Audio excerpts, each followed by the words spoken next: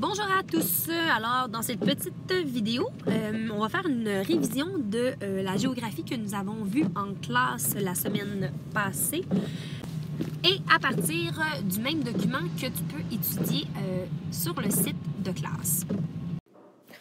Premièrement, nous avons les continents. Ce qui est important de retenir dans les continents, c'est leur nom, mais aussi leur emplacement. Il y a en tout 6 continents. Si on part de gauche à droite, nous avons l'Amérique qui est séparée en deux, donc l'Amérique du Nord où nous vivons et l'Amérique du Sud. Complètement en bas ici, nous avons un continent gelé qui s'appelle l'Antarctique. Ensuite, si on monte un petit peu, une île éloignée, c'est l'Océanie. Et enfin, les 3 continents qui sont collés juste ici, nous avons l'Afrique, l'Europe et l'Asie. Deuxièmement, nous avons les océans. Il est important de savoir qu'il existe 5 océans et d'être capable de les placer sur une carte. Le plus grand des océans est l'océan Pacifique. C'est celui qui fait le tour de ce côté-ci et de ce côté-là. Ensuite, nous avons l'océan Atlantique qui est situé juste ici et l'océan Indien qui est situé en dessous de l'Asie. Nous ne pouvons pas oublier les 2 océans glacials, soit celui de l'Antarctique qui est situé tout près de l'Antarctique et finalement celui qui est complètement gelé en haut, l'océan Arctique. Tu dois aussi savoir que le Canada, qui est juste ici, est entouré de 3 océans.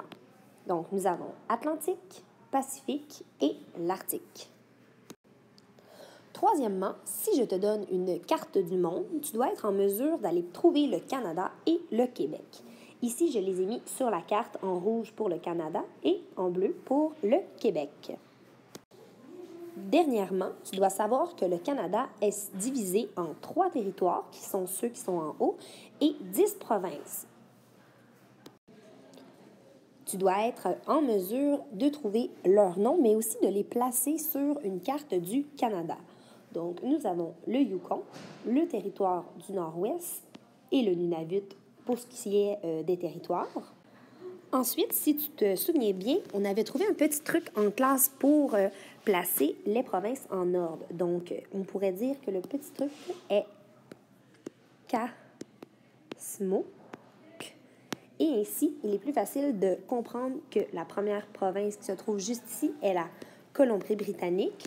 Ensuite, A pour Alberta, S pour Saskatchewan, M pour Manitoba, O pour l'Ontario et Q pour le Québec.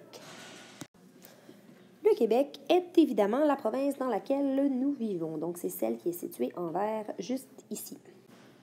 Enfin, il te reste seulement les 4 provinces maritimes, soit Terre-Neuve, le Nouveau-Brunswick, la Nouvelle-Écosse et finalement l'île du Prince-Édouard, qui est la plus petite province du Canada. Maintenant, je te laisse à ton étude, donc bonne chance à toi!